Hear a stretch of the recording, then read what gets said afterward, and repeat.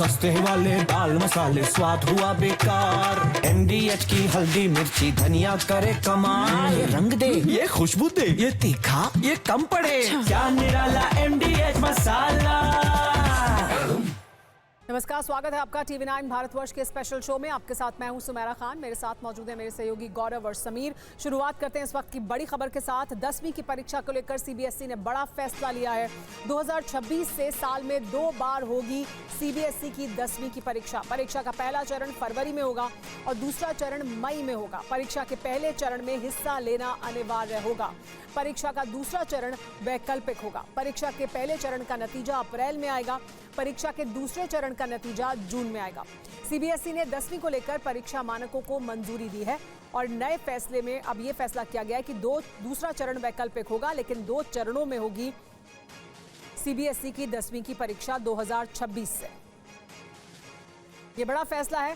परीक्षा को लेकर छात्रों पर दबाव कम करने की एक कोशिश के तहत CBSE का ये कहना है कि ये कदम उठाया जा रहा है ताकि 2 विकल्प मौजूद हों छात्रों के पास। पहला विकल्प जो फरवरी में उनको एग्जाम देने का विकल्प दिया गया है, वो विकल्प अनिवार्य होगा, यानी फरवरी का इम्तहान ज़रूर देना होगा। लेकिन इसके बाद दूसरा विकल्प भी है उनके पास, एक और इम्तहान देने का, और उसका नतीजा जून में आएगा। CBSE में अब मानकों में बदलाव किया गया है। CBSE की परीक्षा के मानकों में और जो नए बदलाव किए गए हैं 10वीं की परीक्षा को लेकर, उसमें ये नए नियम अब लागू होंगे साल 2026 से, यानी अगले साल से। जो छात्र अभी 10वीं में हैं उनके लिए अब ये नया नियम लागू हो जाएगा।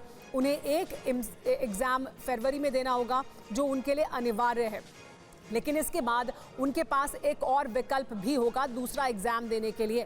इस पर और ज़्यादा जानकारी के लिए हमारे साथ जुड़ गए हैं TV9 भारतवर्ष संवाददाता पीयूष। इसे किस तरह से देखा जा रहा है छात्रों और अभिभावकों द्वारा, क्योंकि CBSE का कहना है कि ये प्रेशर कम करने के लिए एक और विकल्प होगा। अगर आप एक इम्तहान दें और वो आपका इम्तहान अच्छा ना हो तो आपके पास एक दूसरा विकल्प होगा, लेकिन छात्र अभिभावक वो किस तरह से देख रहे हैं इसे?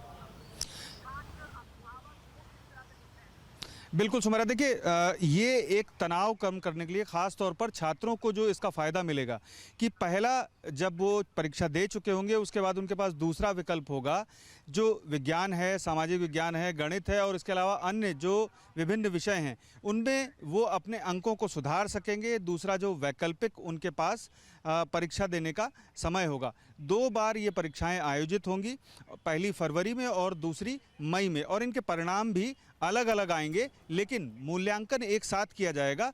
ये विशेष तौर पर CBSE ने तय किया है।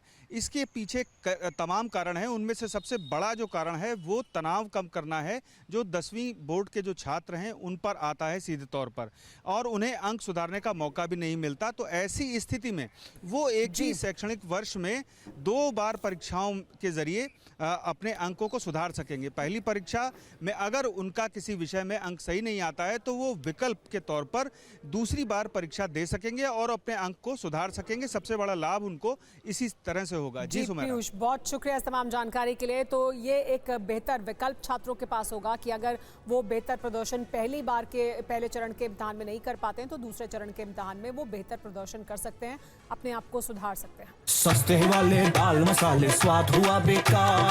MDH की हल्दी मिर्ची धनिया करे कमाल। ये रंग दे, ये खुशबू दे, ये तीखा, ये कम पड़े। क्या निराला MDH मसाला।